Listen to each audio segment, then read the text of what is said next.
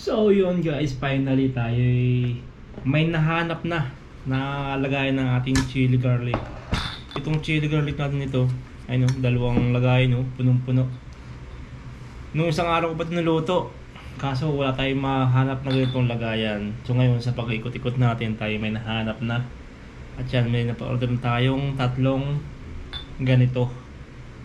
So yan, natin ang ilagay dito nang ma-post na natin, nang mabenta na rin to. Amoy niya natin. Bango. Bango talaga. Pampagana. Chili garlic mga idol. Medyo may kamahalan nga lang kasi dito sa Hungary. Yung isang supot na halos ilang piraso lang naman, 800 sa pera dito. Sa peso, magkano na agad yun? Kulang-kulang 1,000 na agad. Tama ba? Hindi pala. Sobra naman, OI naman yung 1,000. Times natin kung magkano ang pinapatakan. 800 times 0.1550 was 124. Yung isang supot lang na maliit ay kaya naman na yan. Kaya ang ating binta dito ay medyo may presyo din. Pero solid naman ito mga idol.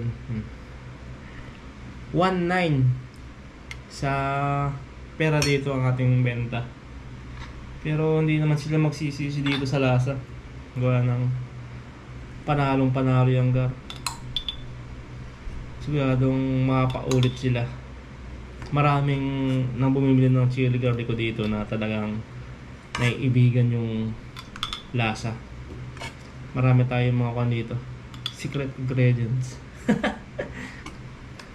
Secret ingredients. Chili garlic lang ano. Daming alam. Ayun. Lagyan natin yung manti-mantika sa ibabaw. Para hindi naman purong sili. Saka ito yung masarap dito. Itong manti-mantika na to. Kaya lang, pas muna tayo dito mga idol. Wala na tayo ay mataas ang uric acid. Kaya tayo pahinga muna. So sunod na ano naman na day off, mga lutong ulam naman ng ating bibirhin. Didakdakan malamang yan ang ating putahe sa sunod. Wala nang bibihira yung nagdidakdakan dito. Saka yun, medyo saka yun siguro yun na yun. Tapos dinugan, yan yung ating mga lutuin pag tayo nakadali ng so yun, ito na muna yan, ito yung ating ko ano dahil niya no, madaya pa no. Marami naman akong lagayin dito. Siguro ito nasa ilang piraso ito. 16 yata ito. Buti may nabili ako medyo mura-mura. Kung sa binibilang ko, ay talaga namang napakamahal. Lagayin pala ngayon dun halos sa pupunta yung tinutubo ko. Tapos sa sobrang mahal pa ng sili. Kaya yan. Sa pag-ikot-ikot, buti na lang tayo nakasalubong ng ganitong lagayan, nakakita. So yun. Mamaya na muna tayo magtatakal muna nito.